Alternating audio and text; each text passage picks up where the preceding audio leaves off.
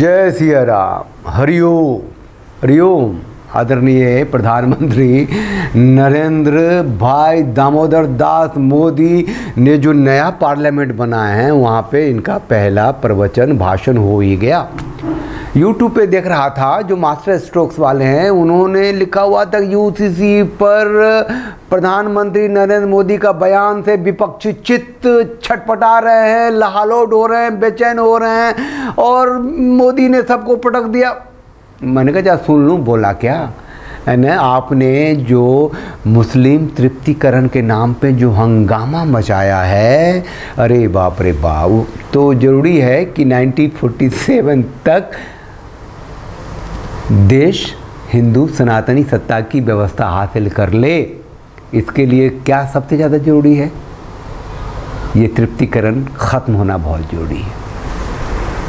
लो, गरीब जो है वो लखपति की श्रेणी में आ जाता है क्योंकि अपना घर हो जाता है। घर लाखों के होते हैं, सरकार देती है। लेकिन मोदी जी कौन से गरीब की बात कर रहे हैं? हिंदू गरीब या मुसलमान गरीब? अजीब सी बात नहीं कर रहा मैं। 14% आबादी जो है मुसलमानों की, उसको आपने 40% घर बना के दिए। ये जो 24% किसका हक काट के दिया? किसके अधिकार को छीन के दिया? किसका घर नहीं बनने दिया? किस हिंदू का घर, सनातनी गरीब का घर का हिस्सा काट करके आपने दिया? अरे हरिओम, आप लोगों को बता दूं कि ये मुसलमान लोग तो किसान ज़्यादा नहीं है ना। किसान निधि जो प्रधानमंत्री योजना का जो डायरेक्ट डालते हैं ना अकाउंट में पैसे, उसमें 33% किसानों को पैसे डाले हैं मोदी जी ने। मोदी जी गरीबों को लखपति बना रहे हैं, गरीबों को। वो हिंदू मुसलमान ना बोलें, जो है उसे समझिए। उनके प्रचार में, उनके प्रवक्ताओं के माध्यम से, उनका जो आईटी सेल है वो खुल के बताती है कि प्रधानमंत्री आवास योजना में 38% मुसलमानों को, किसान निधि योजना में 33%, मुद्रा योजना में 40%। सुनते चलिए ना, ये इतने प्रतिशत भारतीय संसाधन को क्यों दे रहे हैं वो एक वर्ग को, मुसलमानों को? ये किसका हक छीन के दे रहे हैं? और इस तरीके से भारत का विकास की बात कर रहे हैं। देश की जनता भी मोदी जी आपको अच्छी तरीके से जानने लगी है। जो थोड़ी बहुत कमी है वो पूरी हो जाएगी। आप इसी तरीके से करते रहिए, बोलते रहिए। तृप्तिकरण की इंतहा कर दी, संतुष्टिकरण पे आ गए, देश को इस्लामीकरण के रास्ते पे ले आए हैं।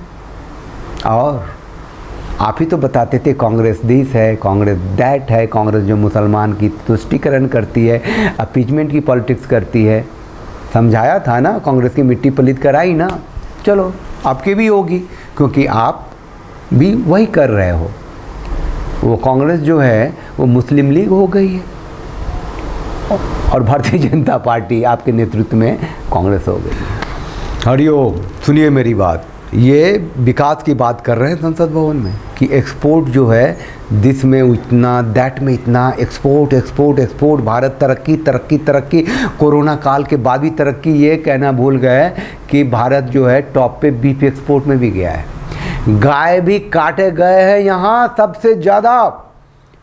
दुनिया के उन देशों को जो गाय खाती है उसको सबसे ज़्यादा गाय काट के मांस बेचा भारत ने। मोदी को इतने से भी संतुष्टि नहीं हुई। लाइव कैटल बिल लेके आ रहे थे, इसी मानसून सत्र में वो पास होता अगर जैन मुनि लोग सर नहीं उठाते, आवाज नहीं उठाते, चीखते नहीं, चिल्लाते नहीं, लोगों को जागरूक नहीं करते। मोदी सरकार थोड़ा सा पीछे हट गई है। हमें बड़ा दुख होता है पिंक रेवोल्यूशन से, आपको नहीं होता है क्या? मोदी ये बोलने वाले थे। बाद में मोदी ने कहा हो सकता है कि पशुओं की संख्या ज़्यादा हो गई हो, इसीलिए निर्णय लिया गया हो एनडीए सरकार में, जो पहली बार सरकार आई थी। अब क्या है? दो मुँहें हैं, दो चेहरे हैं। दोगला व्यक्तित्व किसको कहते हैं, हरिओम, आप लोग तय कीजिएगा।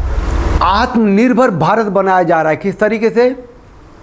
प्राइवेट स्कूलों का जाल बिछाया गया है, प्राइवेट हॉस्पिटल्स का जाल बिछाया गया है, नई बीमारियां इजाद की गई हैं, 5 स्टार होटल्स जैसे हॉस्पिटल्स बने हैं जिसके लिए इंश्योरेंस इजाद किया गया है, जिसमें कि भारतीय जनता पार्टी खास करके मोदी सबसे ऊपर है। इसने आयुष्मान कार्ड दिया, लो और मरो। कैंसर होगा तो 5 लाख में कहाँ इलाज होता है भाई? उस कार्ड का क्या है, हैं? कौन सा ऑपरेशन हो जाएगा इन 5 स्टार होटलों में? स्वास्थ्य, शिक्षा और रोजगार की जिम्मेदारी राष्ट्र की होनी चाहिए, होती है कि नहीं? उधर इसकी कोई बात नहीं, कोई चर्चा नहीं। सड़कों का जाल किस लिए? कि हाईवे के दोनों तरफ एक खास समुदाय का व्यापार चलेगा दबा के। भैया सरकारी स्कूल क्यों नहीं खुल रहे हैं हर गली में? जो प्राइवेट स्कूल का जाल खुल गया। गुरुकुल कहाँ गए? सनातनी सत्ता की व्यवस्था कहाँ गया? आयुर्वेद कहाँ गया? ये एम्स जो अब बना रहे हैं एक के बाद एक पूरे देश को बीमार करके मारने के लिए, और लाइफ वो मेडिकल इंश्योरेंस को आसमान की ऊंचाई पर ले जाने के लिए, ये जो एक विदेशी सत्ता है, ये जो टूल किट है, ये जो मतलब किसका साथ दे रहे मोदी जी? ये कौन सी विचारधारा है? ये क्या कर रहे हैं? आत्मनिर्भर भारत ऐसे बनेगा? बीमार भारत, गरीब भारत नहीं, कर्ज में डूबा भारत। कमाल है। डिफेंस सेक्टर, ओ सही है, सही है। डिफेंस सेक्टर को मोदी जी ने बहुत मजबूती दी है, अग्निवीर लेके आ गए हैं। अरे मोदी जी, इस राष्ट्र को किस गर्त में ले जाओगे आप? 4 सालों के लिए सेना में ले रहे हैं आप युवाओं को, ऊर्जा को, देश की। जो घर आ रहे हैं ना वापस ट्रेनिंग से, अग्निवीर की ट्रेनिंग से वापस भी न जा रहे हैं, कुछ तो छोड़ के भाग आ रहे हैं। जो छोड़ के भाग आ रहे हैं उस पर आप गलत तरीके से एक्शन लेने की भी सोच रहे हो। हाँ, और 4 साल से बंदूक की ट्रेनिंग दे करके क्या हासिल करोगे? क्या देश को दे रहे हो? मदरसों में दे दिया है इजाजत की, मदरसों से पढ़े हुए भी सेना में जा सकते हैं, अग्निवीर बन सकते हैं। क्या संतुष्टिकरण या तृप्तिकरण की पराकाष्ठा है। देश को किस मुहाने पे ले जा रहे हैं मोदी जी? ये यहाँ कश्मीर में इफ्तारी लेके जाते हुए सेना के जवानों को एम्बुश कर दिया था, उनकी गाड़ियाँ आग लग गई थी, मारे गए थे, वो बलिदानी हो गए थे। कभी ऐसी घटना घटी थी कि इफ्तारी लेके आ रही है कोई वैन सेना की? कभी इससे पहले फोटो तो देखा था सेना में खुलेआम हो रहे हैं, नवाज अदा किए जा रहे हैं, रमजान मनाए जा रहे हैं।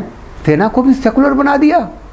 राजा रामचंद्र की जय, भारत माता की जय, वंदे मातरम, माँ काली की जय, अयो काली, बिरसा मुंडा जैसे वार क्राई वाले सेना को मोदी जी ने अग्निवीर दिया, सेकुलर बना दिया। देश की मिट्टी पलीद कर रहे हैं और भाषण दिए जा रहे हैं। समझिए, मोदी जी ने इस नए संसद भवन में यूसीसी के नाम पे जो भाषण दिया उसमें मुख्य रूप से ये कहा कि इस देश में गौ हत्या पे प्रतिबंध नहीं लगेगा, इस देश में धर्मांतरण पे रोक नहीं लगेगी, इस देश में प्लेसेज ऑफ वर्शिप एक्ट 1991 पूजा स्थल का कानून 1991 ख़त्म नहीं होगा, इस देश में मंदिरों को सरकारी नियंत्रण से अलग नहीं किया जाएगा, इस देश में वक्फ बोर्ड एक्ट जो है वो कभी ख़त्म नहीं होगा, इस देश में सच्चर कमेटी जिसका कभी बहुत ज़्यादा विरोध करती थी भारतीय जनता पार्टी उसको लागू कर चुकी है, और ऐसे ही ये देश आगे बढ़ेगा। आप लोग सुनिए भाषण को, समझिए और तय कीजिए कि आपको क्या करना है, आपकी भूमिका क्या होनी चाहिए। एक हिंदू सनातनी होने के नाते सबसे पहले खुद को, स्वयं को, अपने घर को सुरक्षित कीजिए, गुरुकुल बनाइए, फिर आगे बढ़िए, समाज को सुरक्षित कीजिए। जागरूकता बढ़ेगी तो व्यवस्था भी बदलेगी, ऐसा मेरा विश्वास है। चैनल को लाइक कीजिए, शेयर कीजिए, सब्सक्राइब कीजिए और उस बेल आइकन को प्रेस कर दीजिए जिससे नोटिफिकेशन मिलता रहेगा। और साथ रहिए, जुड़े रहिए, मल्टीप्लाई होइए। न कारखाने में तूती की आवाज़, सनातनियों की आवाज़ न हो, दूर तक सुनाई दे, इसकी कोशिश कीजिए। जय सिया राम, हरिओम।